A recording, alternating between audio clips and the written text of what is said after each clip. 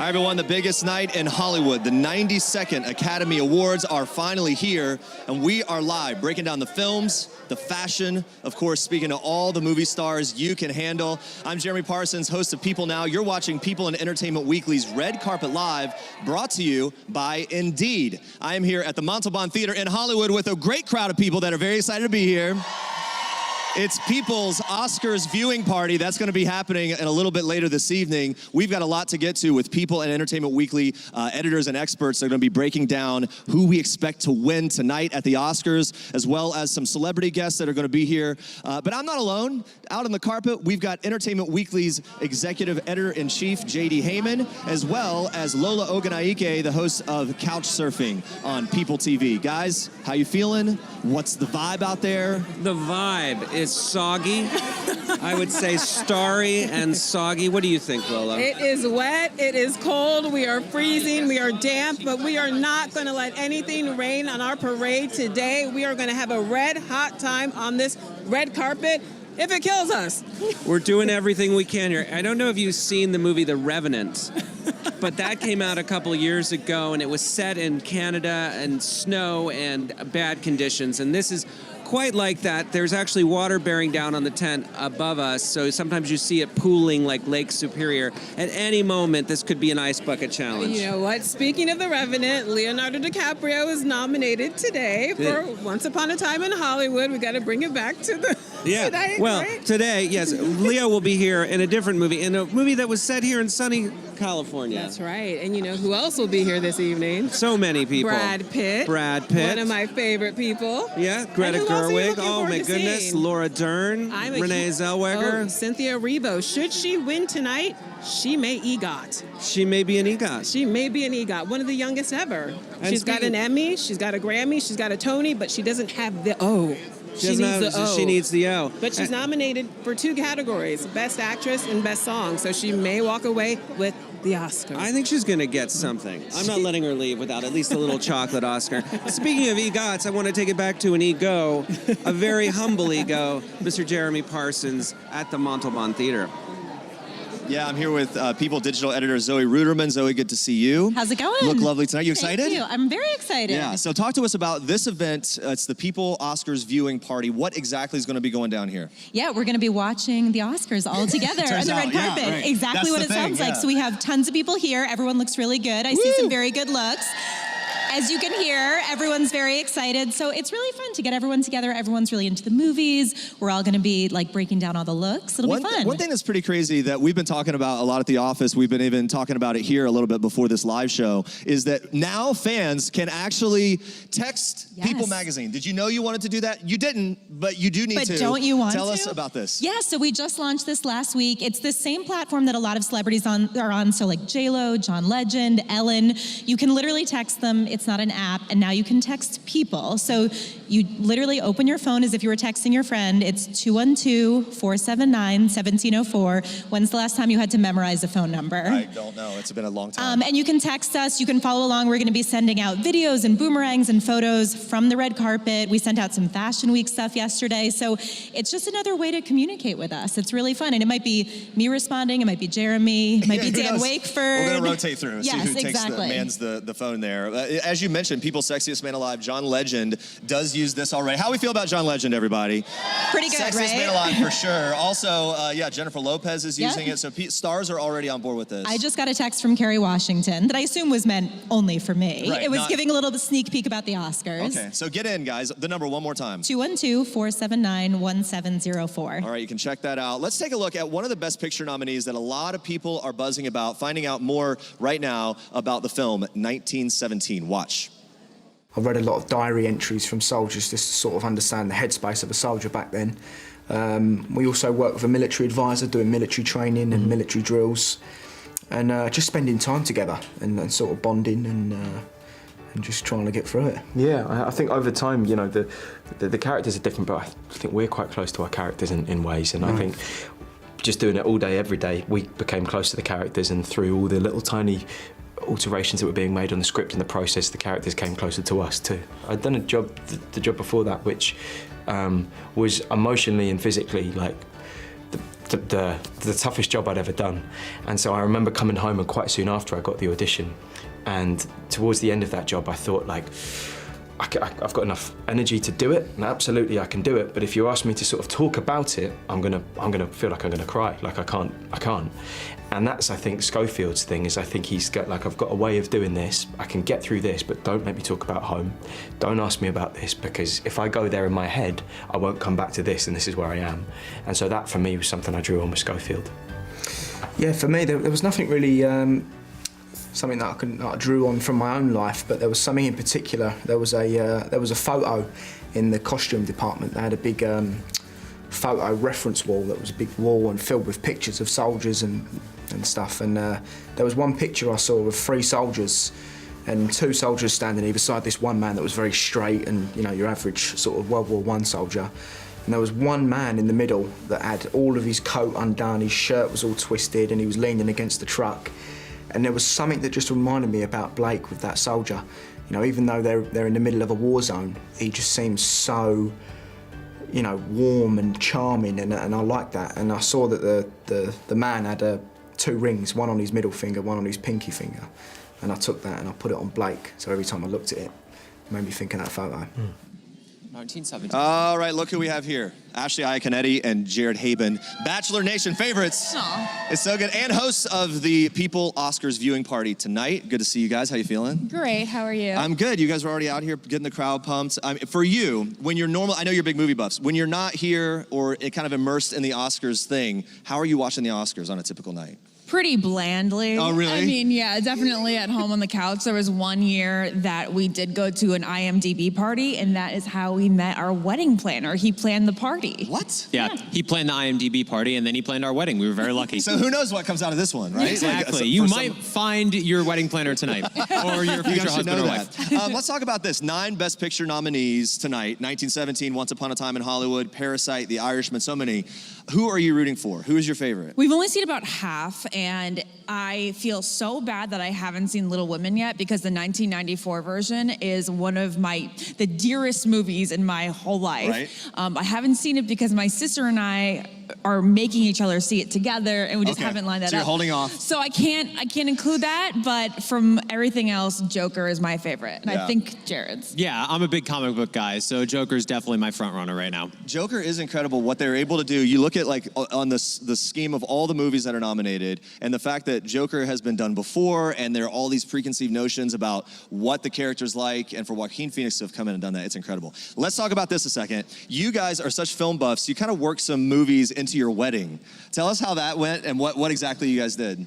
Well, like you said, we're both movie buffs, and we really wanted movie themes to be played at our wedding. So during the dinner portion, we had a string quartet, play movie themes during the dinner portion, and we picked out the movie themes. So we had Hans Zimmer's Pearl Harbor theme play, because that's quite beautiful. That makes sense, yeah. We of course had James Horner's Titanic being played, and then we had like the Superman Love theme, which is by John Williams, which might sound weird to be played at a wedding, but it's absolutely a fantastic score. Yeah. We had Aladdin, really Beauty and the Beast, and then of course A Star is Born. Some of them were sung and some of them were the quartet. Honestly, that's a great idea. It really is. Yeah. You pull it off. Real quick, I know we're talking Oscars. Are we watching The Bachelor? How do we think Pilot Pete's doing? How do we think we're doing right now? I feel like Pilot is just the sweetest guy. He's such a good heart, but I feel like he is a little naive for the process, and it seems like he's a lot of people agreeing. being manipulated a bit by other people and not going with his own gut. A lot of drama between the women, huh? My to the point of like, wow, it's getting serious, and like, let's move forward, right? Poor Peter. Anyway, it's not about The Bachelor tonight. It's about the Oscars. You mentioned Little Women. We're going to take a closer look with the cast and filmmaker. Watch. Behind the scenes, no one liked each other. No. I still don't like any of you. There was no silence. Especially you. Yeah. No silence. You know. I feel 5 conversations going at the same time. Oh. Like right now. Yeah.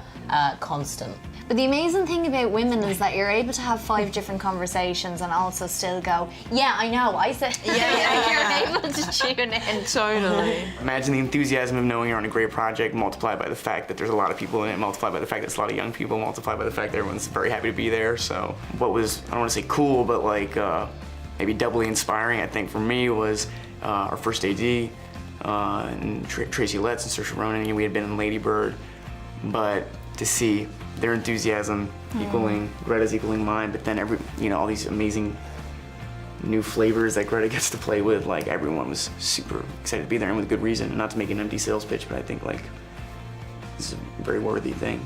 It's why I love working with Timothy. It's Saoirse, Tracy. I love working with artists who pick things they're passionate about and then really give it everything they have from beginning to end. And yeah, it's very impressive. Yep, we're dancing it in. People style and beauty director Andrea Laventhal is here. Here she goes. Big hand for Andrea. Look at this. Looking great. I love it. I'm so glad I see a lot of sequins in the audience. All right, let's talk about this. I wasn't the only one. You weren't the only one, but let's talk about the looks we're expecting tonight at the Oscars on that red carpet. You and I have talked throughout this entire award season, some of the trends we've seen. Yeah. What's sticking out to you and what do you expect? Okay, so one of the big trends that we've seen so far is gloves. I don't know if it's the royal effect or people are feeling Disney princess, but they've been doing the elbow length opera gloves. Okay. Very elegant. It's very elegant. Very it's next elegant. level. Yeah. Yeah. My little girls have that as part of their princess costume. Well, who so doesn't why want to not? look like a princess? Who doesn't? All right, let's talk about this. Specific to Oscars, do you think there will be new trends that we see tonight? Because it is the next level event. Sure. So what I think we're going to see tonight is just major glamour, elegance, huge diamonds, because if you can't wear them tonight, when can you when wear can them? you? Exactly. We have had some talk about the diamonds, the amount of money represented in the millions of dollars throughout award season. And as we've talked, I think it was the Globes, and then we saw at SAG Awards different places, the sort of layered necklace look, right? The multiple layered diamond necklaces. Why wear one when you can wear two? Let's get the millions up there, the carat count doubling. Right, all right. I guess when you look at what we've seen at the SAG Awards, what we've seen at the Golden Globes, and down the line, as a sense of importance, what is the difference in how people approach the Oscars when it comes to fashion? Because the stars really kind of can go all out tonight because it's the final hurrah. Well, they can go all out, but they typically play it safe. Because at the other shows, they're a little looser. You got the TV people, the music people, but tonight, they go a little more classic and elegant. Let's talk about the guys for a second. We talk a lot about the ladies, but the guys are kind of stepping up their fashion game this award season. What do we expect to see from the fellas at the Oscars tonight? I think exactly what we're seeing on you. Oh, really? Some velvet. Oh, stop it. Okay, yep, velvet head to toe. Yeah, some velvet. But I think the guys are going to keep it classic. We have Brad, Leo, all of my good friends there. Okay, right. And those guys don't really take a lot of risks. They tend to keep it more classic. I guess there is something about that. We sort of expect them to be classic Hollywood, especially we want them to look like leading at the men. Oscars. Yeah, all right. What are some things that people at home might not know about the red carpet when it comes to how people prep for that moment when they step out of the car and then they walk down? The look has to be completely dialed in and perfect. Oh yeah, there is no room for error. I'll give you one little sneak peek of our presentation in a little bit, because we're gonna reveal a lot of secrets. They always have a backup look. Okay. There is always a number 2 dress, and a lot of the time that's the dress they wear. Because something goes wrong. Something inevitably goes wrong. A zipper breaks, somebody's not feeling it, it starts raining. Yeah, which has happened tonight. It started to rain, although the carpet is covered, so those people are going to be fine when they show up. We always hear the stories, especially with those really elaborate dresses or trains of, you'll see like a Twitter post or something of them like laying down in the car, whatever. Don't give away my presentation later. Oh, is that something later? Yes. Okay, we'll save You're that gonna for hear later. a little bit more about that. We can't wait for the looks. We can't wait to break down the fashion, which, by the way, we'll be doing it all tomorrow on People Now at noon Eastern, so you can check that out. But for now, hey, let's dive in, find out a little more about one of the big nominees of the night, Scarlett Johansson, and her role in Jojo Rabbit. Watch. Yeah, I think it's a parent's job to protect their kids, and I think that by not involving Roman's character in the reality of what's going on, I'm just keeping him alive that way. I've never had a child in film before, and then this year I made 2 films, and I have kids that are like suddenly like 10, 11 years old. I think, for actors, of course, there's all different ways of getting yourself to where you need to go. Being a parent myself was just invaluably helpful to me. It's incredibly helpful. I had a kind of empathy for, for Rosie's plight that I may not have had the same insight otherwise. So yeah, it was you know, it was a joy to play. She's a very warm, lovable, you know, character that I think is just felt very comfy to me, and I wanted that to come across, that she was just comfortable. Well, we're here back at the Great Flood, otherwise known as the Oscars. A lot of the international nominees have walked in. We're having a great time here at the Red Carpet Live, brought to you by People in Entertainment Weekly, and of course, indeed, it is a unique night in Hollywood. It is a unique night, but we're having a great time. We've already seen Zazie Beetz. You know, she's in The Joker, and she's a star of Atlanta. She looked fantastic in a sequin cocktail number and matching shoes. Extraordinary. Just a glimpse of what's going to come on this hot red carpet. We're going to will it into existence. I'm freezing, but the red carpet is red hot. It's red amazing. Hot. Let's keep saying it. It's red hot, warm. Red It's very hot. warm. It's warm. And she looked incredibly glamorous compared to what she, obviously, The Joker was not known for its glamour and its fashion. No, it was wasn't, a gritty but little movie. You know what it was known for? Joaquin Phoenix's stellar performance. I predict it may be a big night for him. He's swept up so far. He's walked home with every major prize.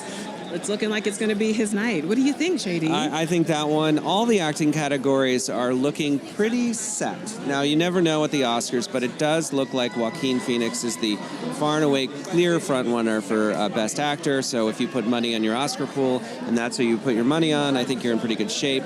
Renee Zellweger also looking like she's way out in front for Best Actress. For Judy, her performance For Judy, great part. And then, of course, Brad Pitt for Once Upon a Time in Hollywood, and then rounding out the leading candidates here, Laura Dern for Marriage Story. So those acting categories, if we see any upsets or surprises in those top 4 categories, that will be big news. And now, then we got to talk Best Picture. Yes, though. I was Best about to Picture. say. We just saw Bong Joon-ho in the Fashion Cam. He's the director and creator of one of my favorite films of all time, Parasite. As you know, I am Team Parasite. Lola loves Parasite. Lola loves Parasite. I am pulling for that film to walk away with all the major prizes, including Best Picture.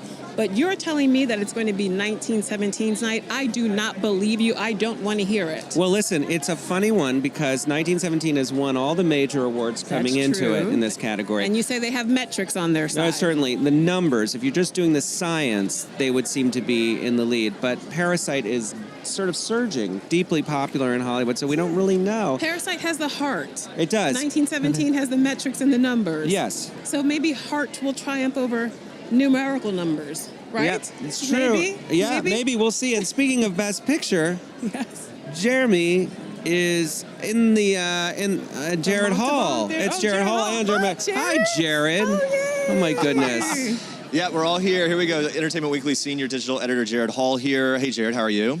Fantastic. Exciting day. It is an exciting day. We're talking about the Best Picture nominees. Yes. This is where so much attention is being given, obviously, to see who takes home the big award of the night. And it's a tough one this year. It is really tough. Lola and JD were there just talking about 1917 versus Parasite, and there's sort of like the heart versus the numbers and like what you go with. But should we break these down? Let me list them. Okay. Best Picture nominees: Ford versus Ferrari, Yeah. The Irishman, Jojo Rabbit, Joker, Little Women, Marriage Story, 1917, Once Upon a Time in Hollywood, and Parasite. So there are the nominees. You see them there on the screen.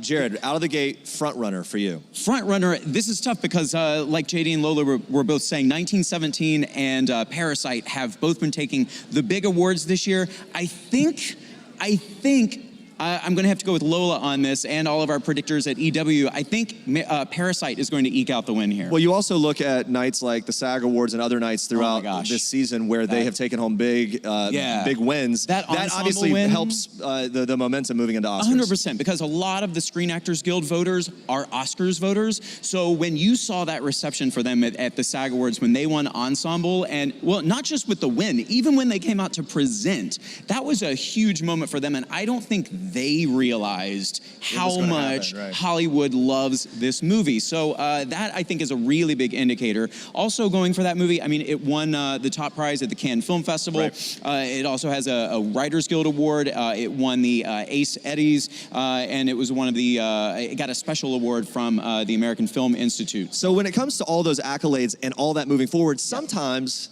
the Oscars, the Academy, kind of like to throw in a surprise, they right? sure do. So when it comes to a saw dark that horse or a La La Land, right? and Exactly Moonlight right. that year, yeah, so this tonight, preferential what do you voting system think? is Where we weird. could land? Where could we land with a surprise? Well, if it's not Parasite, I think it will be 1917. That film is just a stunning technical achievement.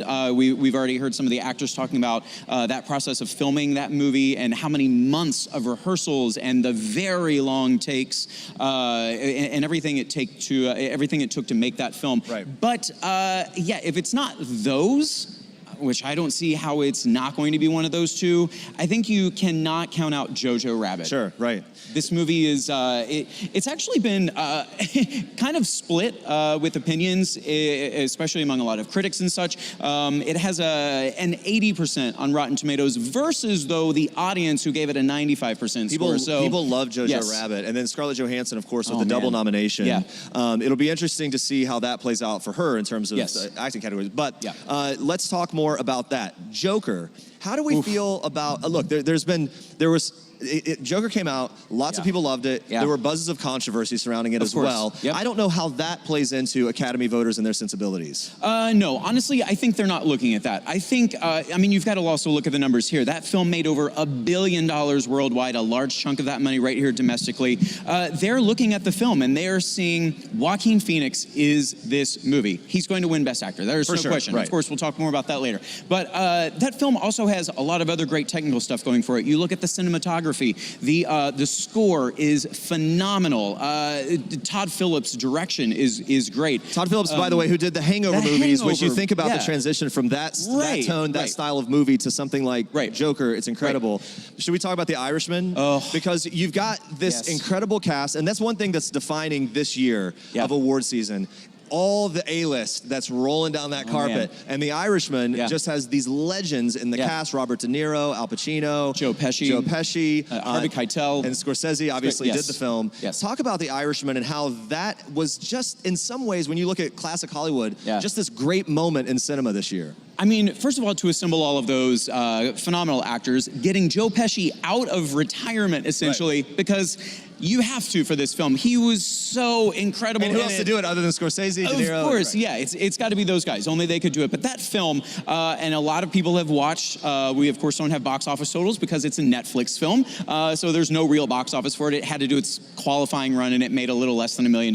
That aside, the film, almost 3.5 hours, but it's so engrossing just in their story. I mean, granted, there were a couple times I was like, oh, we're about to wrap up here, right? No, there's another still another hour. Right. A very long movie. But that's fine. And it continued on, and there was a whole other deep layer to it, and I was just as invested, especially once we got into more stuff with Sharon's daughter, and you saw that entire relationship play out. That sort of came in that third act in the film. Right, exactly. How about Once Upon a Time in Hollywood? I keep saying this, that there's this feeling that people in Hollywood and people that vote love movies about Hollywood, right? Hollywood 100%. loves movies about Hollywood. 100%. How does that play in here in terms of the reception and likelihood of Once Upon a Time in Hollywood possibly winning? I think that plays in big time, and actually I think this movie is the dark horse. We should not count out this film, and I'm saying that because of this weird preferential voting system that the Academy has for picking Best Picture, and it's even too complicated to really try to boil down into something here quickly. But that film, yes, it has the Hollywood factor going for it. It has Quentin Tarantino. It's a fantastic script, which at one time was looking like it was going to win Best Screenplay, Best Original. I don't think that's going to happen anymore. That said, you've got DiCaprio, you've got Brad Pitt, Margot Robbie, Luke Perry. It's so many fantastic actors in it, and I actually think it's one of my favorite Quentin Tarantino films. I know that ending, people were like, what the heck? I loved it. Well, it's very Quentin Tarantino, right? Very it's exactly what you expect Well, from and him. honestly, I didn't think it became a Tarantino movie really until then. Right, yeah. And that's why the first part of it, up until that last 20 minutes, I was like, wow, this is a whole other level of filmmaking for Quentin Tarantino. A lot of eyes on Parasite tonight because Parasite's done so well, as you mentioned. But talk about the significance historically of that movie, should it win, and what that means to sort of diversity within the Academy Awards. Well, it's huge. We've talked about how big it was just for the cast and the recognition at the Screen Actors Guild Awards, but it would be a historic win. It would be the first foreign language film to win Best Picture. It has 6 total nominations, but it's collected a lot of awards along the way. It is If you've not seen it, I don't even want to try to tell you what it is. You can't say anything because it's immediately full of spoilers. You just have to go see it. It's a phenomenal film. Why isn't anyone really talking about Ford versus Ferrari? That is a really good question because Right? look, It you've doesn't got come up Matt Damon. usually in these conversations. Right? You've got Matt Damon. You've got Christian Bale. A In great cast fantastic there. performances. Fantastic Really performances. great story. The two of them together are just electric together. By the way, and it's a very exciting film. It also is quite emotional at times. It should be, I think, in another year. Without a Parasite, without a 1917, it may be higher up there on the list. A lot of people didn't, they just thought like, oh, it's just like it's an action movie, it's a car racing movie. No, it's not. It's so much more than that. There's a lot more to it than that. Yeah, a lot more. Marriage Story was one of my favorite movies of the year. Yeah. I just felt like it was almost like you watched it, it was like this acting workshop. Yes. I talked to Scarlett Johansson at the SAG Awards. Yeah. She was telling me how great it was to partner with Adam Driver and just the chemistry they had to have to create those. But look, I'm a married man. The fights in those the arguments that they have are so realistic. They really hit the tone. But talk about that and just seeing the two of them and seeing Adam Driver in a different kind of role. Man, Adam Driver is just phenomenal. That guy is going to 100% be an Oscar winner, not this year, but he will win an Oscar one day. I think it's the same for Scarlett Johansson. It's also shocking that Scarlett, she has 2 nominations this year, but she's one of those people I think a lot of folks think has Oscar nominations. She doesn't. This is her first year, and she got 2 of them. So kudos to her on that, of course. But yeah, you're right. Watching the two of them together, you feel like you're watching people who've known each other for years, just as the movie portrays. The fights, I spoke with Noah Baumbach about this, and a lot of divorces we see played out in pop culture, they're very, butting heads, and there's a lot of arguing. There's not a lot of that in this film until one very important epic scene. Right. But you're exactly right, though. It creates a tone that's not cliche. Right. It's not cliche. Very real. And he said, that's because the intent is that it's a love story. These people still love each other. They just can't be married anymore, and that's fine. There's nothing wrong with that. Good way of putting it. Yeah, he says he's actually learned a lot about the film from audiences who, folks who are divorced, talking to him about it, things that he never intended to be there, but just kind of, that's the beauty of film. You can take from it what you want. You can. Such great representation, and people really got on board with the cast of Little Women. Talk some about that and what a difference it makes in terms of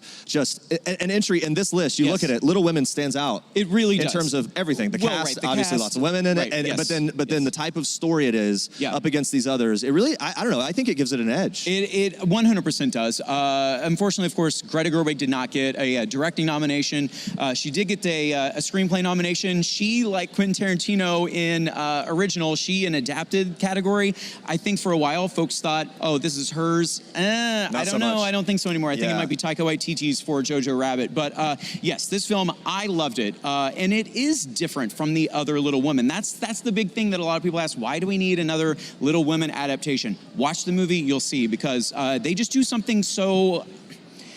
It's special. Yeah. It truly is. It's a little more modern, even though it's still set in the same time frame that the original story was written. The performances are fantastic. Florence Pugh, I think, is really the standout. She absolutely deserves that nomination. She's going to be a huge star. One of the stars, the young stars of Once Upon a Time in Hollywood. Such a breakout moment for her, and man, we're going to be seeing a lot more of her, I have a feeling. Yeah. Right, Mackenzie Thompson. Yes, she's great. And by the way, that leads us perfectly into this next little bit. We are going to talk about, we're going to hear Leonardo DiCaprio here. Right. Talking about working with Luke Perry on the set of Once Upon a Time in Hollywood. Watch this. I was just immediately struck by his kindness. And talking about being a native of Los Angeles, being around this industry my entire life, and really having it, in a lot of ways shaped who I am, there was this immediate excitement in seeing Luke Perry, on set. It was incredible. I remember being, in my teens, and he was the manifestation of the new Dean on television, and everyone was crazy about him. And I felt this overwhelming feeling of kind of being starstruck. But then he and I got to sit down and talk about Los Angeles, the 90s, his life, where his career had gone, where my career had gone, where his life had gone, and I was just so, how do I say this? The kindness of his character just really, I don't know, it really affected me when I heard that news. It it was really heartbreaking, to say the incredibly least. generous, man. Incredibly generous human being. All right, Julie Jordan, People's senior West Coast writer, is here. Hi, Julie. Hello, nice How are to you? be here. How are you feeling tonight? I'm excited. Yeah. This crowd is amazing. For you, you cover movies. You've been with People a while. Mm-hmm. What does the Oscars weekend and the energy surrounding it? What does it mean to you? I think it's just nonstop in the sense that you want to be excited for everyone. You want to be excited to be here, to see the crowds, to see the fashion, and mostly it's the end of the award show season. So people are relieved. They're excited. It's kind of the culmination of an amazing year. And buttons it up, and it is an amazing year. One of the standouts is Brad Pitt. Me and my co-host Andrea were just gushing over him when we interviewed him at the SAG Awards. He's a charming guy. Let's just be real. But a lot of people rooting for him all throughout award season. He's had these really incredible, very funny acceptance speeches. Yeah. We could see another one tonight. I mean, we will see one tonight. I don't think there's anyone that thinks he's not going to take home the Oscar. There's something about Brad Pitt. He's obviously not been here for a few years. He was last here 6 years ago for 12 Years a Slave as a producer. Now he's back with this amazing energy, and it's mostly because he's gone through so much since then. He's been through a really tough divorce with Angelina Jolie. He has focused on his health. He's focused on fatherhood. He's really appreciative of this place in his life now. Yeah. And he's coming out there and he's telling these amazing self-deprecating acceptance speeches that people just glom onto and love. You're exactly right. When I talked to him, he said, I wake up every morning, I'm happy. He's like, I got a cup of coffee, I got a bunch of kids, and he's like, I'm a proud dad. Why wouldn't you be? Of course, right. And then let's talk about the new bromance between him and Leonardo DiCaprio. He called him LDC at the Golden Globes. When I asked Brad about the nickname, I said, does Leo have a nickname for you? And he kind of jokingly said, Lover. Oh, nice. It was a joke, obviously, but they seem to have this great rapport, and it's really fun, I think, from a fan's perspective, to watch these two icons, these two sort of, cinema heartthrobs, kind of developing this really cool, on-screen bromance that might continue. I think that they're best friends now. I just want to see them hanging out. 100%, yes. Yeah. And Brad typically makes these kind of relationships with these co-stars. Like, think of George Clooney. Right, exactly. One of the acceptance speeches this year, he said he was really glad to take out this trophy instead of George Clooney in terms of carrying him out of the party. Right. Yeah. And that George was probably going to send him flowers for the win or something. Of course. Yeah. He really bonds with these guys. Of course, as an audience, we love to see them together. Like you mentioned, they're easy on the eyes, but they're also amazing actors, and it's nice to see them rewarded for it. Jared and I were talking some about this, but let's dive more into Scarlett Johansson and the real moment she's having this award season with the double nomination. She's got these two incredible films that are getting a lot of attention. Yep. What does this moment mean for her in terms of everything else that she's got going and her momentum? I think this is just an amazing point in her career. Obviously, like we said, she's nominated twice. If she wins this, she'll be the first person to do so. If she wins both of them. Oh, right, if she wins both. Yes, so ultimately, she's just really appreciative of where she is now, and this is just the start. I mean, she's got Black Widow coming out in the spring, where she's reprising her Avengers role. She's got this little wedding to SNL's Colin Jost. We're excited. Yeah, right. Colin Jost. We're excited to see that. Her role as a wife and as a bride, especially. Yeah. I think people are going to be all over that. She told me that Colin is he officiated another person's wedding recently, and she told me that he's also, fun fact, really good at making cocktails. Who knew? But it turns out Colin Jost. You need that. You need that in a life partner, no matter what, for sure. Let's talk about Billie Eilish. Yes. We just saw this incredible sweep of the Grammys. I know. Queen of the Grammys. Queen of the Grammys. 4 major wins. Audiences are really connecting to Billie, aren't they? Well, she's 18. I think we're all kind of living vicariously through her because she's so excited to be at the party. She can't believe all this is happening. She's extremely humble. She's having a good time. Yeah. And I think tonight she just announced that she's going to be singing the song for In Memoriam, one of her favorite songs. We all kind of suspected she might be singing her theme song to the new Bond film, but I think you might see her back here at the Oscars next year because no doubt that song's probably going to get nominated. And she's opened up about, when she talked to us, about how important it was for her to be honest with her fans about all that she's been through with depression and very serious things that she's gone through and overcome, and that fans have really obviously, responded to that as a voice that they relate to. It's really good to talk to you. You too. Thank you so much. And we're going to go back down the carpet now to JD and Lola. I feel like I'm in the Emerald City. Hi. We're here with We're the sitting here phenomenal complimenting Kristen Anderson Lopez and Robert Lopez on their wardrobe while you guys were chatting over at the Montalban. Also, we're getting body heat warmth from them. Robert, we're using you're an them EGOT. for their warmth. He's a double EGOT. Double EGOT. Yes. Yeah. So at this point, it must just be an old hat, huh? You just come in here, you pick it up, they drop it off in the back. There must be something wrong with me because I'm still kind of freaked out. But I you know, there's nothing better than this. I mean, getting to watch all these celebrities and just be a small part of this Hollywood circus. It's so cool. Dress up. We come out here for sort of a week here and there during these campaigns, and it does feel like going to the Emerald City, which is why I dressed like I was going to the Emerald City. And then we go back to our normal lives. Tomorrow we get on a plane and we're back to yoga pants and songwriting.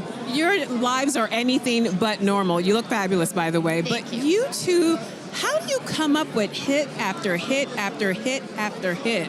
How does it work exactly? It all starts with story. It all starts with working with great storytellers like Jennifer Lee and Chris Buck and all of the geniuses at Disney Animation.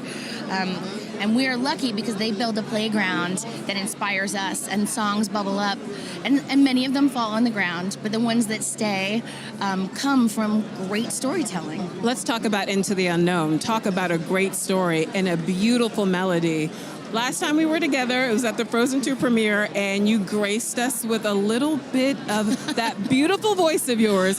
Can we get a little something? I've been using this voice a lot this week, so you'll get the hoarse version. But I love I can hear you, but I won't. Some look for trouble, while others don't.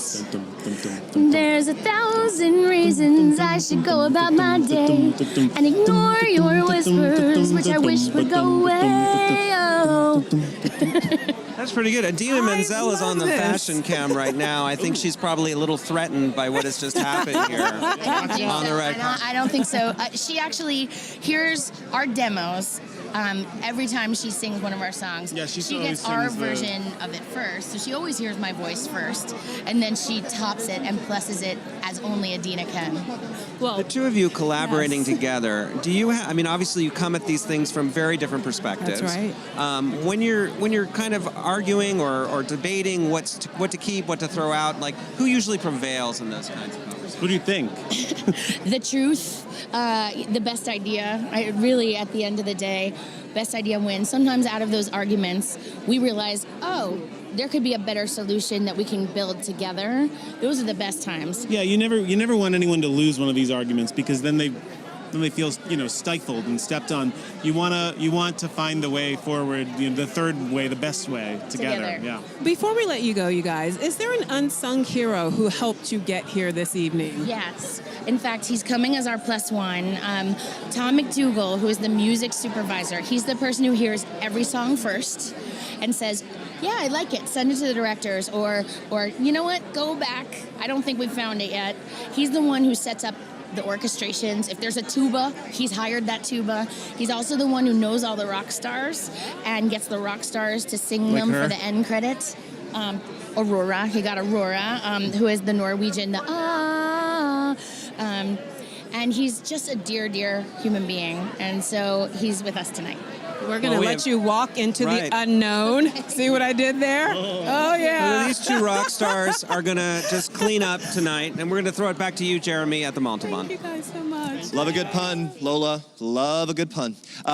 We are now joined by Melody Chu, People Deputy West Coast News Editor. Good to see you, Melody. Hi, Jeremy. Should we break down the lead actress nominees and talk about them? Let's start with Cynthia Erivo from Harriet, Scarlett Johansson, Marriage Story, Saoirse Ronan, Little Women, Charlize Theron, Bombshell, and Renee Zellweger, Judy. So where do you land on a prediction for this category? Okay, well, it would be shocking if Renee didn't win because she's won everything else this season. For Judy, right. Right. And she really embodied Judy Garland. I'm going to say this. It's strange to me. It's just one of those years where that movie and her performance is getting so much attention. Yes. But no one's seen the movie. No, it's one of those things where I feel like most of the people that I hear talk about it love the performance, but generally speaking, a lot of people haven't seen it. That's a pretty interesting thing, and it's going to make I think, do really well for the movie in post-market as people find out more and then flock to it. Totally. I think also if you look at Parasite, it really took off, after award season started, but it came out way before. So it's kind of the same thing what you were talking about. Yeah, similar feeling. So, okay, down the list. Yeah, so if she wins, which she will, I think, she'll be the 21st woman to win more than once. So that's exciting for her. Cynthia Erivo, I mean, she was Harriet Tubman. Okay, and right, yes. That was one of my favorite performances of the Yeah. year. She's amazing and really having a great moment. She's amazing, and if she wins, she'll be the youngest EGOT winner ever. Which is a very big Yes. deal. I'm going to stop you right there. I want to keep you here, but we are going to go back to the carpet. JD and Lola. We are here with Aurora, the Norwegian superstar who sings in Frozen 2, Yes. Into the Unknown. You are the North Wind. Yes. And you are fantastic. Speaking of North Wind, please talk to me about this ensemble. How did it come to be? How did you know that this was the look for this evening? And then we have to have you bring those shoes up here because you are the best Check dressed. it out, Aurora. Well, I like to be comfortable, you know. So I like to be able to do a cartwheel whenever I want at any point of the day. Can you do one now? No, because then I need to take off my crown. Because I bought this crown like 2 days ago. From where? Somewhere in LA at a vintage shop. And then this outfit me and my sister made. This is Her by Victoria Axness. Really? Fantastic. So would she be the unsung hero that helped you get here this evening? Yes. Yes. So I need to ask you, in terms of the movie, in terms of being the North Wind and being from Scandinavia, how do you relate to the characters? And obviously some of these things are rooted in Scandinavian folktales, but obviously liberties have been taken. Did you have a special connection to the movie before you were part of it? Well, I knew about it, and it is set in Norway. Arendal is actually a real city in Norway. So I had a connection to it, and I like everything Disney does, basically. I love Star Wars. I know that's Disney too. But I love everything Disney touches, because they don't underestimate children, you know, which you shouldn't. Take us back to the moment when you first saw the final product, when you feasted your eyes on Frozen 2. I saw the movie 4 days ago in my hotel room, and I really liked it. I was eating some truffle fries. And some, Sounds awesome. Yes, very nice. And then I fell asleep. Well, on that note, I think you should go get some more truffle fries or a little chocolate Oscar or something. Enjoy your night.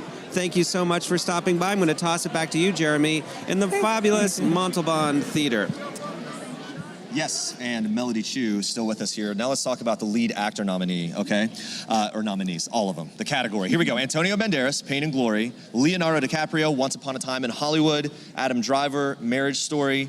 Joaquin Phoenix, Joker. And Jonathan Pryce, The Two Popes. Melody, where are you with this one? I'm going to go with Joaquin Phoenix. Yeah, everyone knows, right? Just like Renee, he swept the whole season. But the Academy also loves a transformation, and it was definitely a very physical role.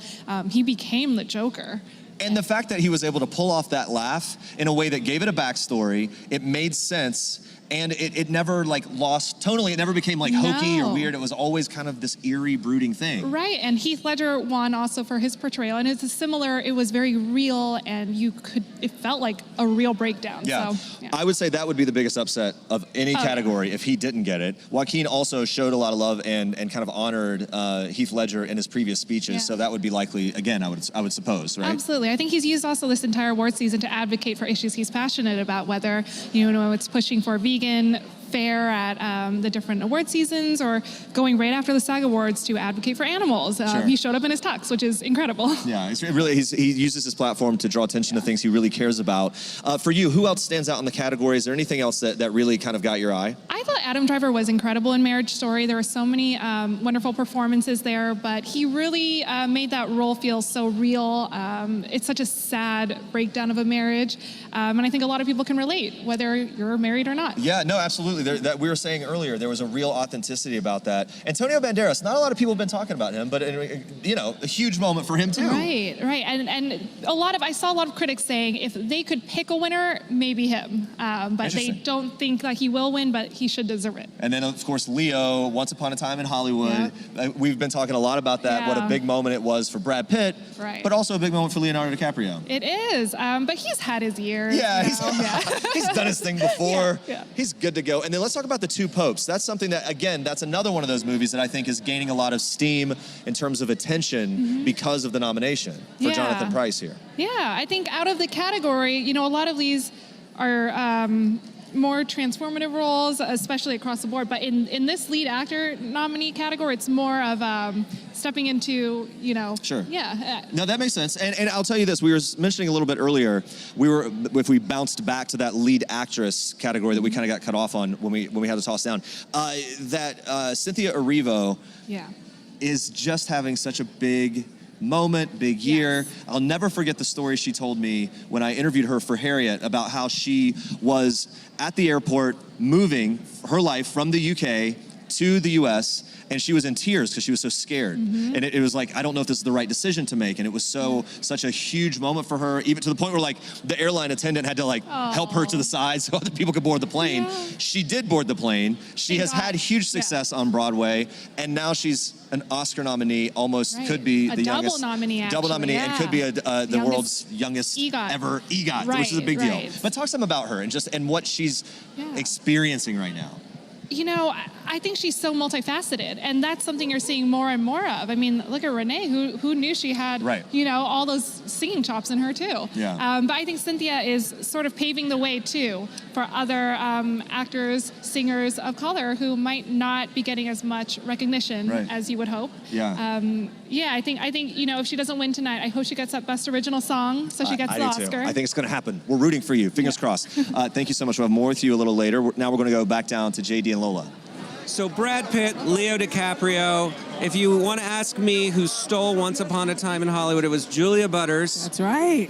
Who is amazing as an established child actress coaching Leo DiCaprio. I did a good job. How are you tonight? I'm amazing. Amazing. Tonight I just feel amazing. I'm so excited to be here. I'm excited to see everyone here. And I'm excited to be doing this interview right now. You look amazing. This pink confection is beautiful. You have a matching purse, but I'm more interested in what's in that bag. I hear you've got something delightful, something delectable, something you can see some of it poking out through here. Yes, what is going on in that bag? Unveil it. Let us see. Ooh, food! Sandwich. It's a sandwich. And it's chopped up in all kinds of little segments. Exactly. That's right, girl. Oh my goodness. It looks really, really good. There's no regrets. Whoever says actresses don't eat, there you go. She's eating on the carpet. Live. There we go. My type of girl. Woo! It's the Oscars. There can't be any regrets. There's no going back. So I think it's safe to say that you're excited to be here. Oh, yes. I'm so excited. I'm so excited. I can't. Who are you looking forward to seeing this evening? I don't even know who's going to be here, so whatever happens, it's going to happen. I am excited. Well, Brad Pitt's going to be here. Leonardo DiCaprio is going to be here. Quentin Tarantino is going to be here. I'm excited. Margot Robbie. Yes, I love her. She's so nice. Talk us through the scene that you did with with Leo on the set when he's sort of not getting to the place of his character. How many times did you do that? Would you rehearse that? Did you just go right into it? I went to his house to rehearse it, and the thing that we mainly focused on was when I pat his knee, telling, it's okay, and that was the main thing. For that one little, it's okay. He was like, okay, now try it a little faster, now try it a little slower, now try it like hard, and now try it a little gently. Perfect, okay, save that. Before we let you go on in there and eat the rest of your turkey sandwich, is there an unsung hero that you'd like to give a shout out to, someone who helped you get here this evening? My acting coach, Kimberly Bigsby, I hope you're watching this. If so, you might be crying, I don't know, but I love you so much. I would not be here without you, no matter what. Well, we love you. Thank you so much for being here. Go in there and have a fantastic The time. sandwich looked really, really good, and I'm going to send it back to the Montalban where Jeremy and Jared Hall are not getting anything to eat, but they'll have some good conversation. No, we haven't had anything to eat. I've never been more inspired by a nominee than bringing a full turkey sandwich in the clutch. I have some cookies in my back pocket, actually. That's all I was saying. I mean, that's like, that's what you wish for. It is. We're back with Jared Hall here, Entertainment Weekly Senior Digital Editor. Now we're going to break down the Best Director nominees. This is a big category. Let me just list them, and then we'll break them down. Martin Scorsese, The Irishman. Todd Phillips, Joker.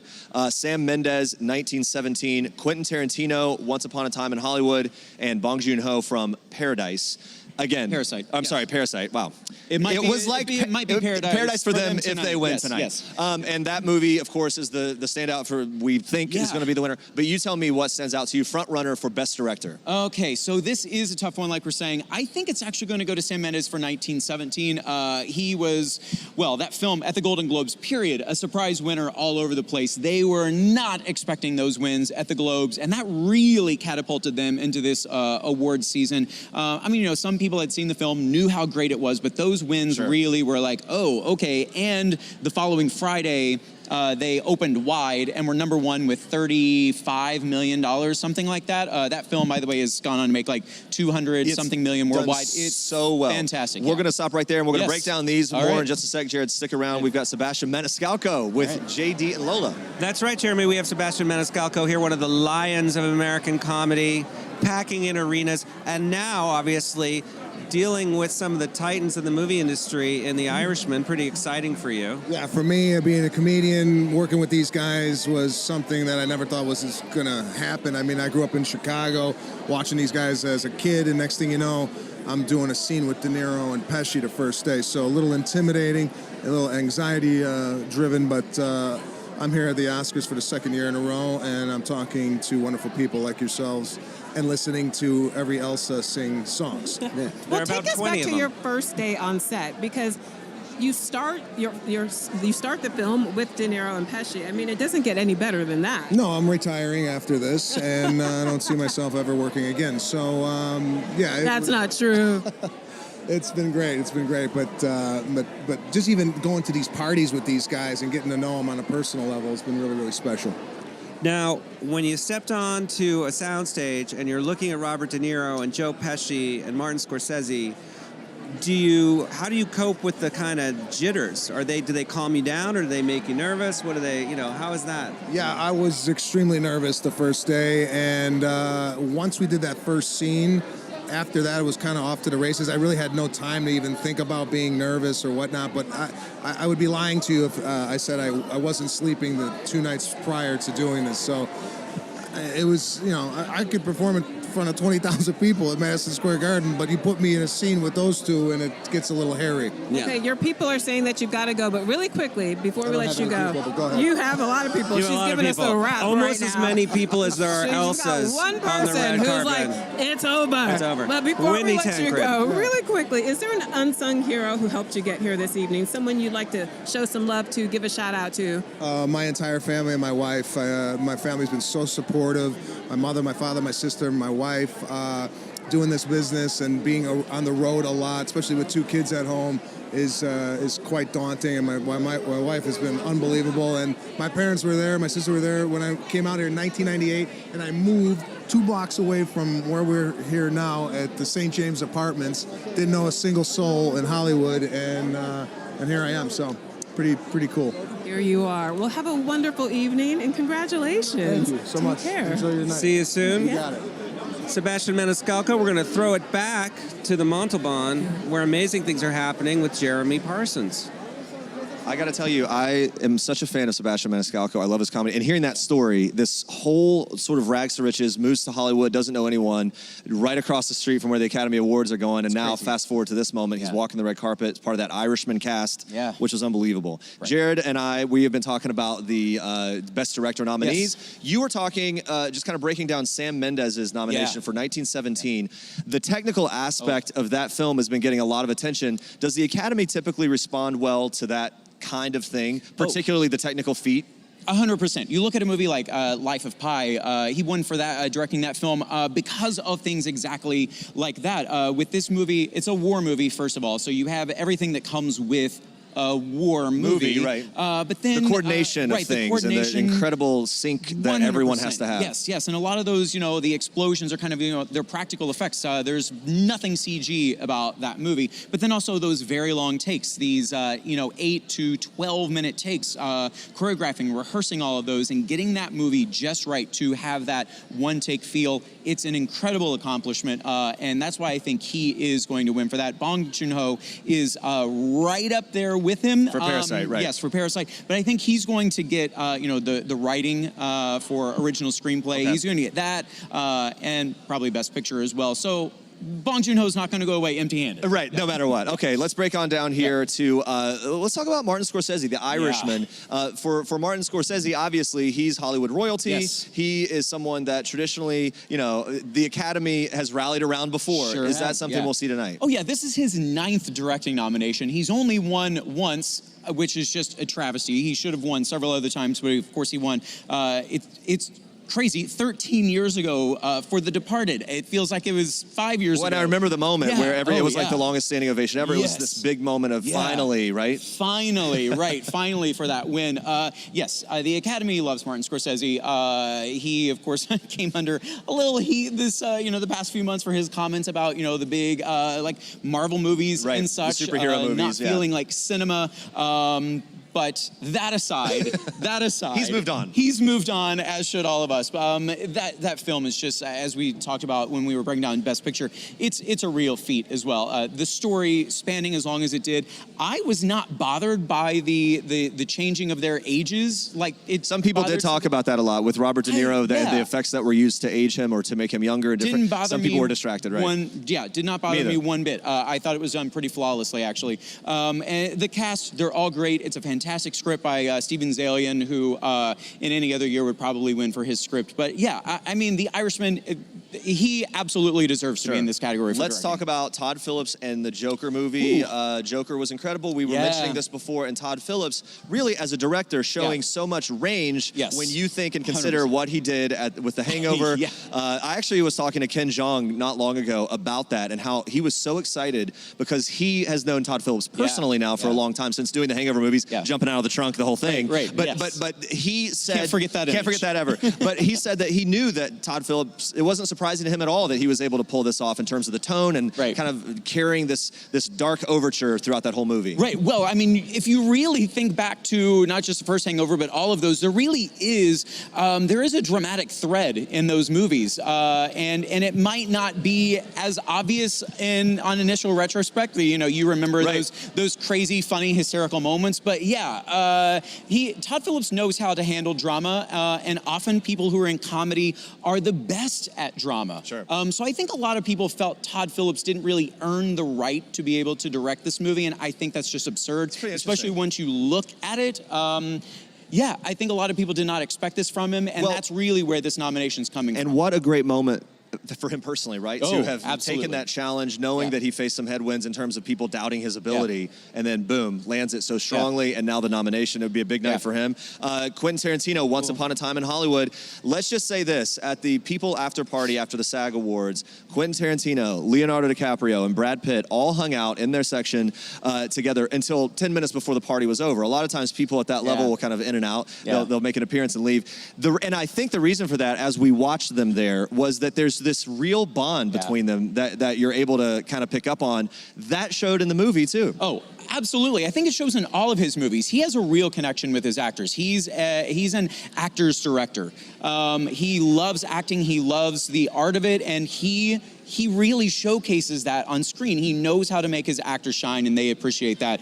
This is his 3rd directing nomination. He says he's only going to direct 10 movies, and then he's done. This was number 9. So I don't know if that means we should be looking forward to the 10th one to be with the Scorsese, the finally win. Yeah, right. By the way, what a smart move, because then it just creates this anticipation, right? And everyone's paying attention. Exactly. When they may or may not have before. I mean, they would have. He does great work, but I'm just saying. Fantastic work. And he does have 2 Oscars, by the way, both for writing for Pulp Fiction and Django Unchained. So he's not been overlooked by the Academy. This just isn't going to be his year for winning the directing Oscar. And Quentin Tarantino and Brad Pitt obviously have a great relationship, a working relationship that goes back. That kind of helps when viewers and fans of him come to the table, come to the theater, and watch a film. They kind of know what to expect to some degree in terms of tone.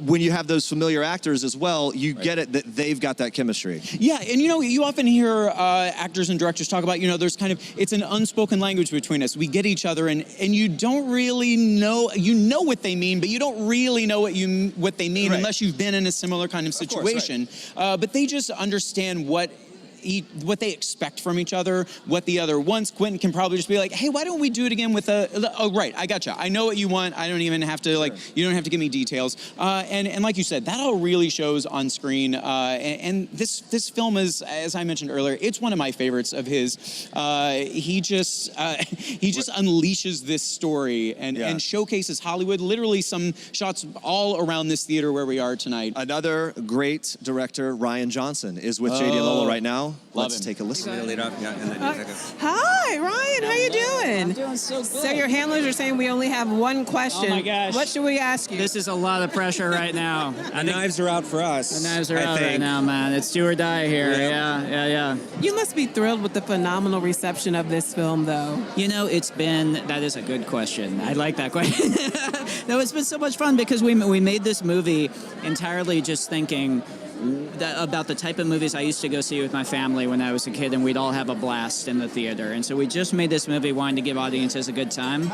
To see that they did, and they told their friends, and they went back and saw it more time. It's so fun for me to see. It's so cool. It was a good time, but it also wove in some real strong social commentary. How did you strike that balance between having a message, but also wanting to make sure the message didn't overpower the good time?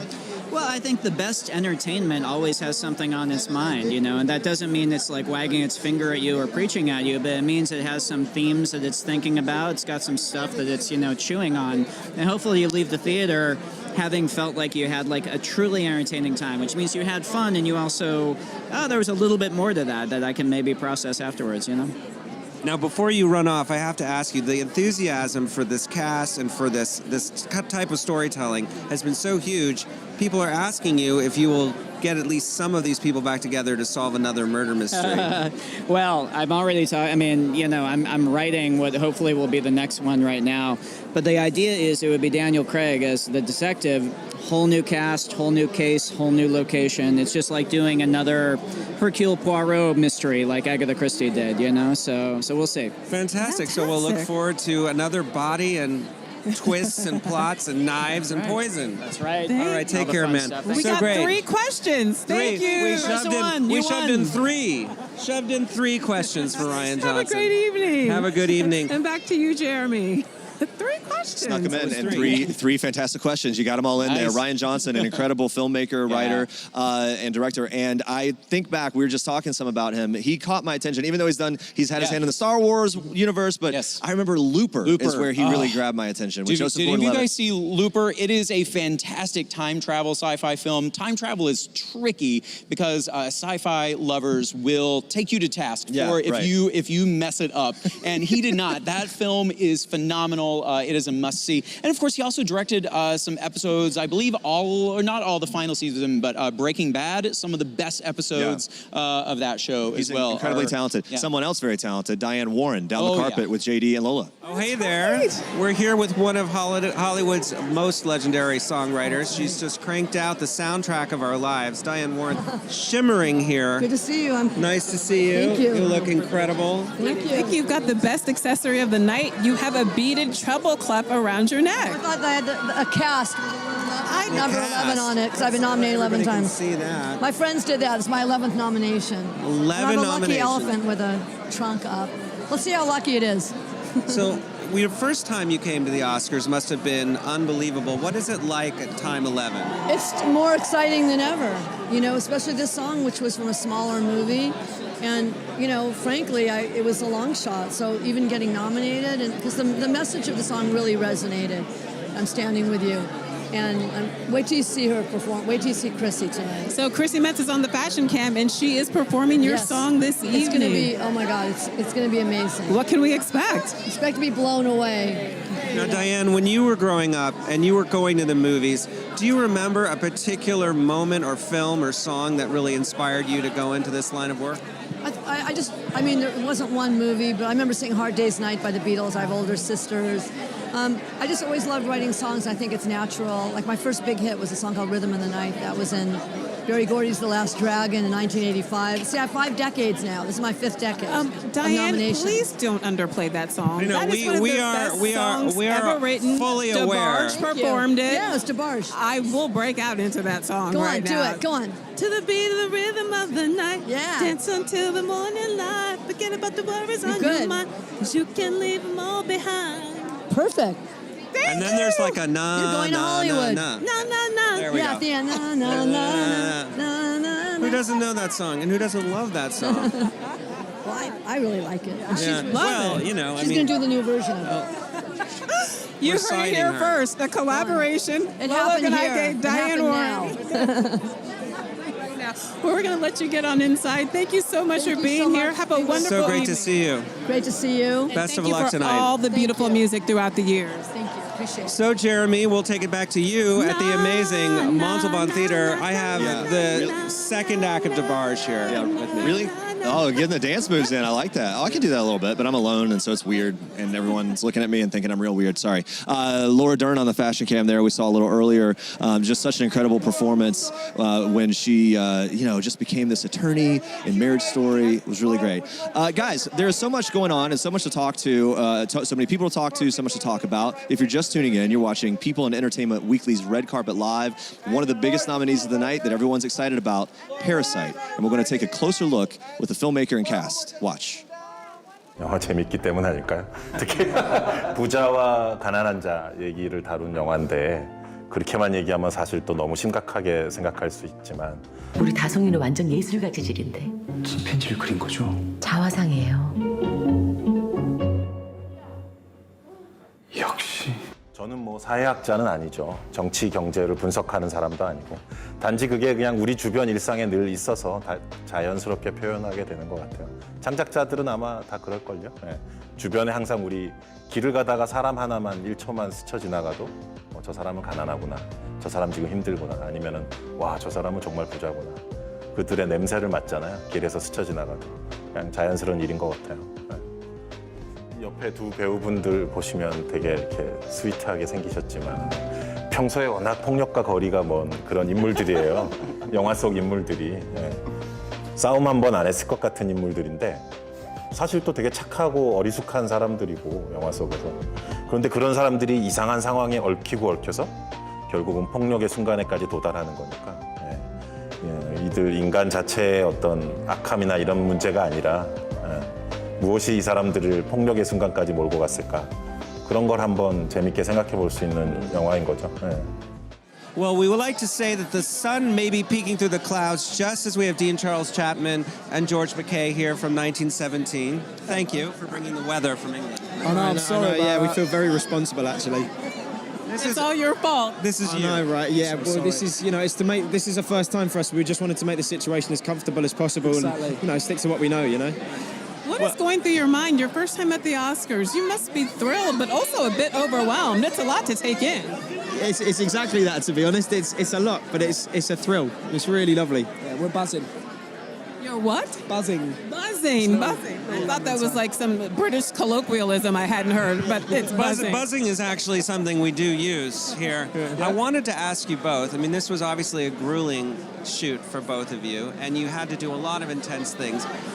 When I talked to Sam Mendes about sort of that first set of sort of sequence when the two of you are going through the barbed wire together, how hard was that to do? Like there were corpses and all kinds of things, mud.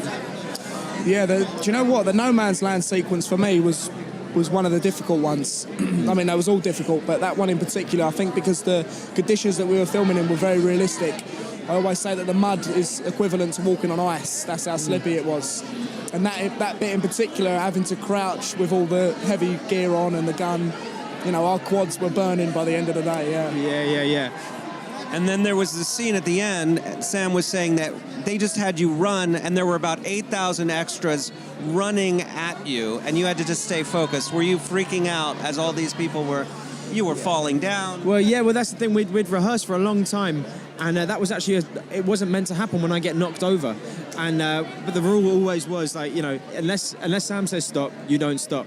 So just got back up and carried on running. What was it like to work with Sam Mendes? We know that this was a real labor of love for him. He was inspired by stories that his grandfather told him. What was it like working with him, and how invested was he in making this a reality?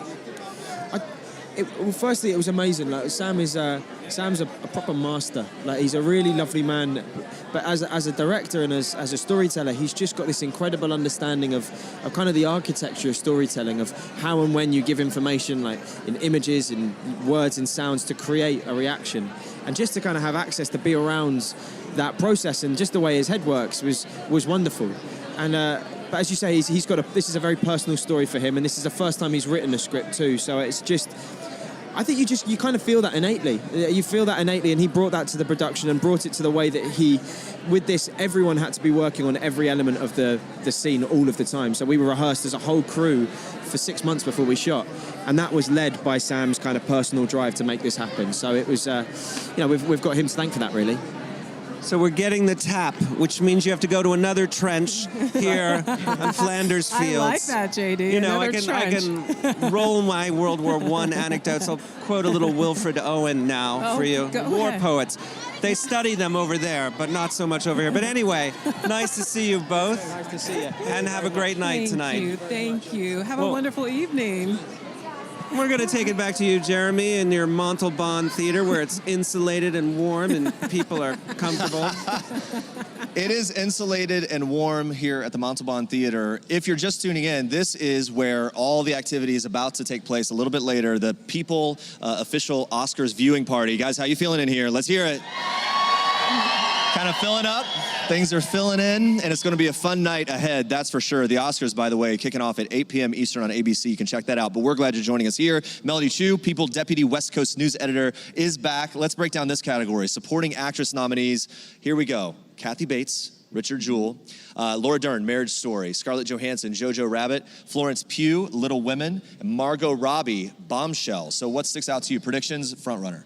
We saw her not too long ago on the fashion cam, Laura Dern, looking regal in that, satiny gown, but I'm not here for fashion. I'll leave that to Andrea and Zoe. But yeah, I think it's hers to lose.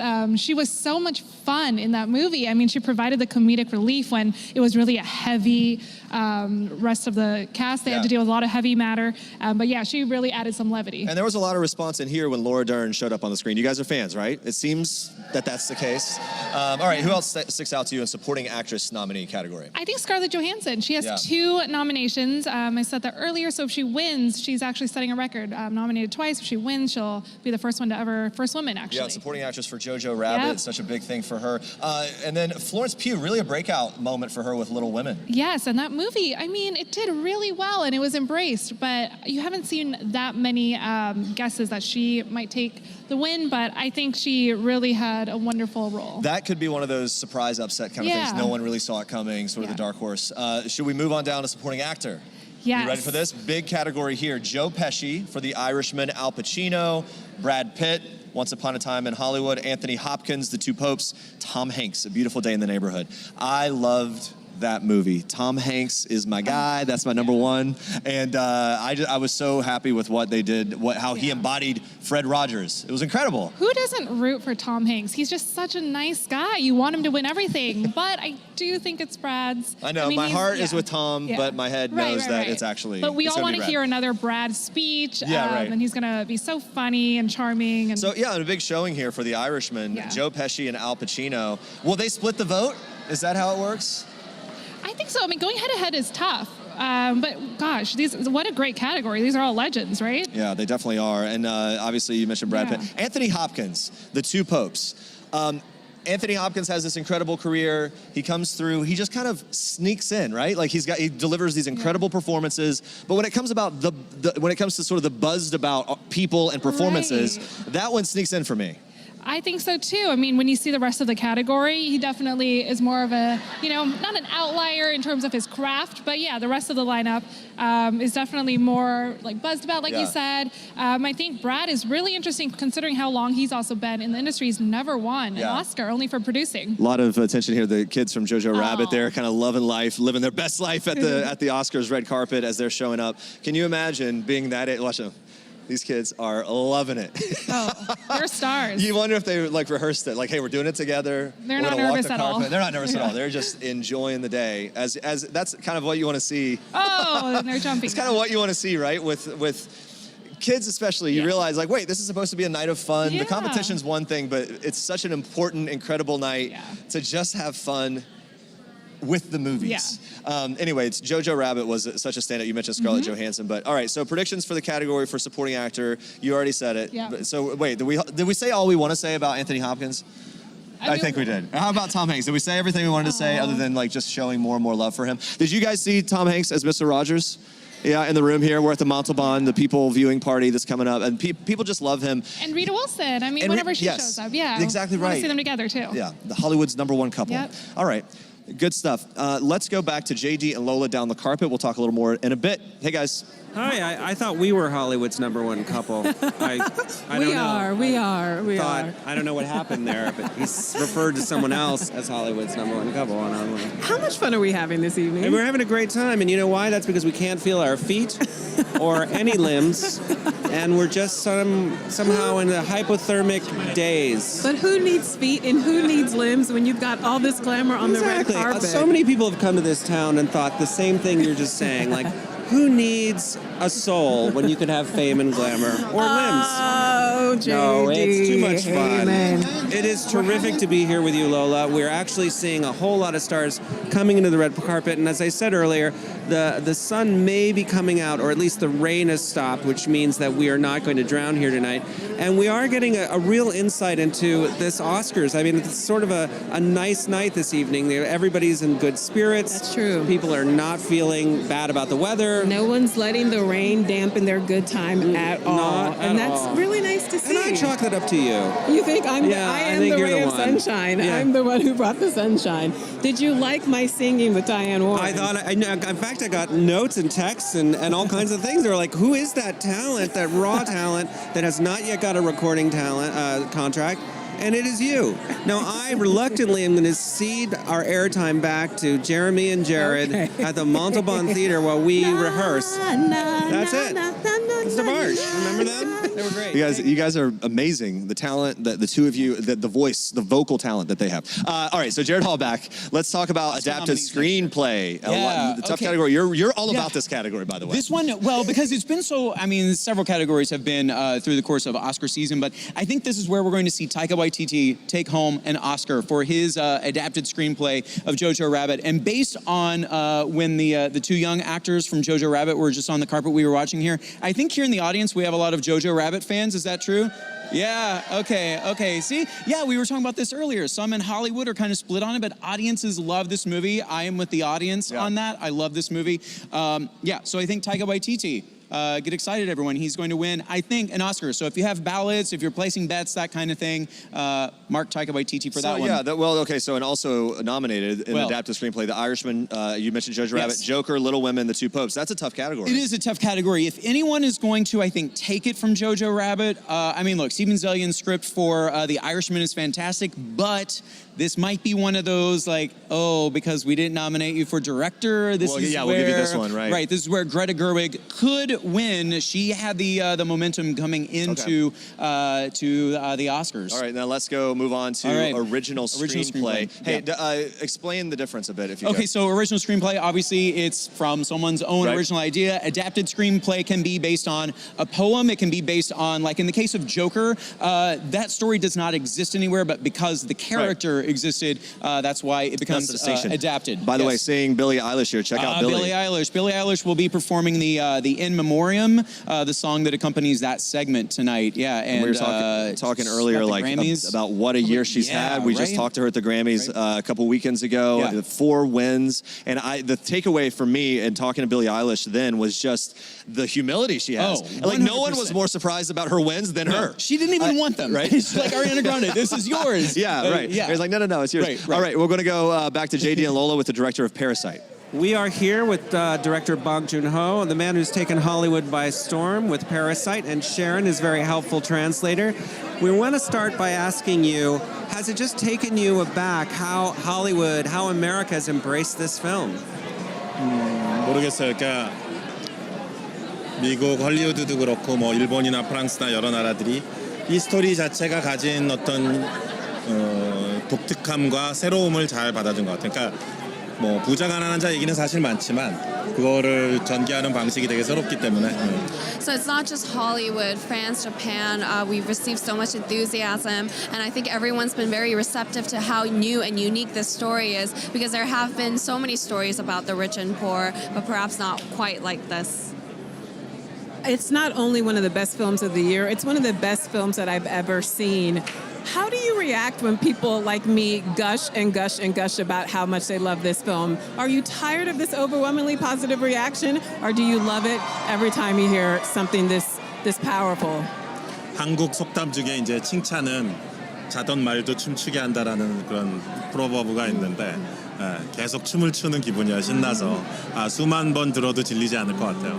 In Korea, we have this proverb that says, compliments make sleeping horses dance. So I just feel like I've been dancing throughout this entire journey. Well, before we let you go, one of the themes of the most important theme of the movie is obviously about inequality, and this is something that you've explored in other films. I'm wondering why you believe now people more than ever are embracing this kind of social class criticism across countries, no matter where you go in the world. 저 이런 얘기하는 건 되게 슬프지만 또 약간 두렵기도 공포스럽기도 하지만 지금 이미 양극화가 되게 심하고. 심지어 미래에 그것이 더 나빠질지 모른다는 두려움이 다 있어서 그런 것 같아요. 그 두려움을 똑바로 직면하고 싶은 거죠. 거기서부터 우리가 뭔가 출발할 수 있으니까. It's very sad and fearful to say this, but I think polarization is very severe, and I think everyone carries the fear that this will only grow worse in the future. And all I want to do is just face that fear and that worry and see what can come out of it. Well, thank you very much. We hope the horses dance for you tonight, and enjoy the Oscars. Appreciate it so much. Nice to meet you. Thank you so much. Thank you. And Bong back to you, Joon-ho, Jeremy. back to you. Yeah, Antonio, we're looking at Antonio Banderas there, nominated for Pain and Glory. Yeah. We were just mentioning this, that Antonio Banderas just had that great run on Genius as Pablo Picasso. Next season is another Oscar nominee, Cynthia Erivo as Aretha Franklin. Be sure to watch for, there's going to be a new teaser, a promo during the Oscars. You can see her as Aretha Franklin. Might as well go ahead and say she's going to win an Emmy for that. When I talked to Antonio Banderas last, it was for that. Yeah. It was for Pablo Picasso, his role as Pablo Picasso, and you could just feel how excited he was about that and how much passion he had for it. That's an actor's role right there. It is an actor's role, and then Pain and Glory also incredible, and he's done such a great job. Great to see him there. Let's talk more about original screenplay, which is what you were kind of breaking down right before we tossed over. Well, and JD and Lola, just speaking with Bong Joon-ho, he and Han Jin-won, I think, are...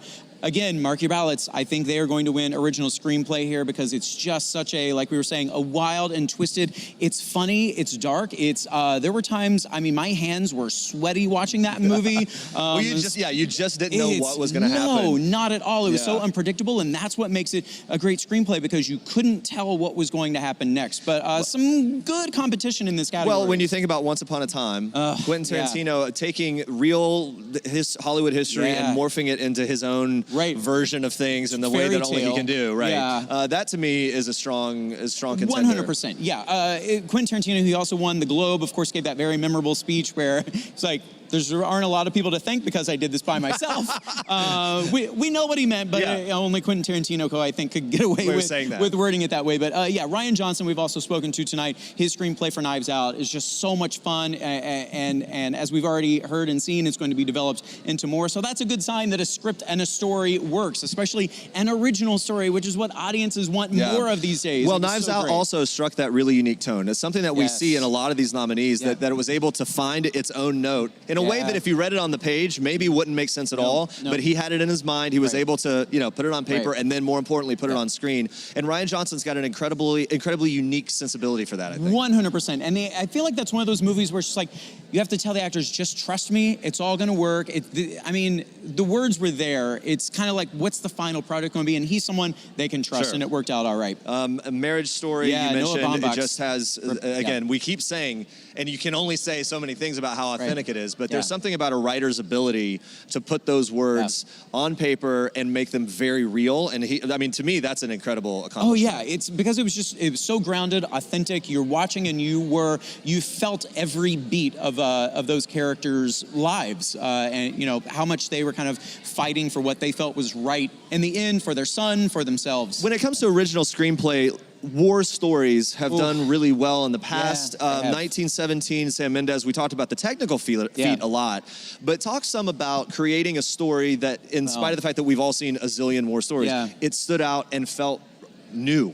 Right, well, the thing with this war story is that it's all told within a matter of hours. We're not talking about Saving Private Ryan over however long, you know, some of these war stories take place. This is in a matter of hours as it kind of plays out in real time on screen. There's one slight break where we advance the story a couple hours, but otherwise, you know, this is a deeply emotional story. These guys have a major mission. They have to get this note to a general to stop an attack because it's all a plot by Germans to take out a bunch of the English military. So the intensity is built in from the start, from the jump. We kind of have that carries it all the way through. And then without spoiling anything else, then there becomes a whole other emotional hook that's just gut-wrenching. Yeah, it really is. It's really great. So many, I mean, again, as we talk about it, and as you guys, as you're just tuning in, as we talk about these different performances and the different people behind the camera as well, there's just a really good crop of contenders in every category this year. It's so true. JD and Lola, let's go back down to you. Hi, we're here on the red carpet for PeopleTV's Red Carpet Live, brought to you by Indeed. The barometer is dropping, but our spirits are still high. That's right. Really excited to talk to Director Bong, as we in Hollywood call him now. Everybody calls him Director Bong. Oh, really? Yeah. He's Nobody like calls me Madonna Director now. JD. He's like Madonna. He only needs one name. I know, he only needs one name, and you know, it is a good, interesting kind of insight into the Best Director race, too. A lot of people think Sam Mendes is, you know, the clear front runner, but there's so much love for Parasite, and there's so much love for him, you know, from Snowpiercer and other things that he's done. It's going to be interesting to see how that race shakes out. But I'd say for the Best Director, probably Sam Mendes, and then Best Picture, we have to see. What do you think? Well, you know, the thing is, I think I've made it abundantly clear how I feel about this category. I know, you have been very, very strong. Since day one, I just told you that to me, it's not only one of the best films of the year, it's one of the best films I've ever seen. A socio-political thriller that's laugh-out-loud funny. It's so rare to be able to juggle all those different genres and tones and to nail it, and he did it masterfully. The part I liked is when the woman fell down the stairs and you hear her head hit the side of the wall. Oh, JD. That was really hard. Come on. Spoiler alert. That's what you took away from that entire film? No, I love the movie. I think it's amazing. And I You think... don't want to talk about the cinematography. You don't want to talk about the poor family insinuating itself into the rich family's that life. was part of it. You don't want to talk about the architecture of the home. Oh, I love that house. I do. I love You that don't want to house. talk about the writing, the acting, the stellar I'm performances. just saying that one part was it shook me. I don't know if it shook you. You are shaking me. Oh, and while we're talking about that, Jeremy Parsons is with Andrea Laventhal, the very Diana Vreeland of the Meredith Corporation. Well, of course, we're talking about People Style and Beauty director Andrew Laventhal, and we had Julie Louis-Dreyfus there in a look that you were really loving, like kind of breaking down the diamonds that we had seen earlier, that you had talked about predicting seeing, and she's sporting it herself. I mean, I just think you can put a diamond necklace, and then you're like, well, why can't I put a little diamond in the back too? And that's exactly what she did. Maybe we'll see her again. The more diamonds. Will we there? Oh no, not her. But this is another look. Julie Louis has moved on. But okay, check this out. So that is a voluminous ball gown. And give me your anticipation for what we would be seeing a lot of tonight, because other award shows we've seen kind of more sleek looks. Yeah. That kind of look was a little larger. Oh wow, check this out. Let's love this. This is Janelle Monáe, and I just got the release that she is wearing Ralph Lauren. It is custom. Ooh. This took over 600 hours Wow. to make, and it Wait. features... It features what? Go ahead, say it. 600 hours to make this dress, to hand embroider each crystal. Incredible, wow. Okay, And wait, a we hood. want to talk more about her and her look. We're going to toss it to JD and Lola. They've got a very special guest, and we're going to keep looking at that dress in the meantime. We're here with Jonathan Price, who probably put in a word with someone upstairs about the weather. I do want to ask you, we only have time for one question. You're playing a living man, a pope. Did you get any feedback from people in the hierarchy The about people who knew him or know him? Know him. We did. We had a screening in Rome, to which members of the Vatican came, and a number of priests, a bishop, a cardinal, and they all loved the film and thought I'd done a pretty good job with the boss. Yeah, and one of his close friend, Cardinal Turkson, has taken away a DVD to show Pope Francis in the Vatican. And we've not heard back yet, but maybe we will. Before we let you go, is there an unsung hero that you'd like to give a shout out to? Someone who helped you get here this evening? Someone who helped me get here. Well, there were a lot of people very early on. I think the biggest influence, the man who gave me my first job, is a man called Alan Dosser at the Liverpool Everyman. Alan sadly passed away a couple of years ago, but if I hadn't studied work there, I wouldn't be here today. Thank you so much for being here with us. You Thank go you inside and have a great time. And good luck we this hope evening. you get the official blessing. Yes. Well, thank you, Mr. Price. So Okay, nice to thank see you. you. Well, we'll throw it back to you, Jeremy, in your nice, cozy theater. JD and Lola, it's been great. Thank you guys so much. And everyone, thank you so much for watching. This is People and Entertainment Weekly's Red Carpet Live, brought to you by Indeed from the 92nd Annual Academy Awards. The show kicks off on ABC at 8 Eastern, 5 p.m. Pacific. You can check that out. And then tomorrow at noon Eastern, we will be on People Now, recapping the fashion, all the winners, everything that happens tonight on an exciting show. You guys excited in here at the Montalban Theater? Thank you so much for joining us. Have a great night at the Academy Awards.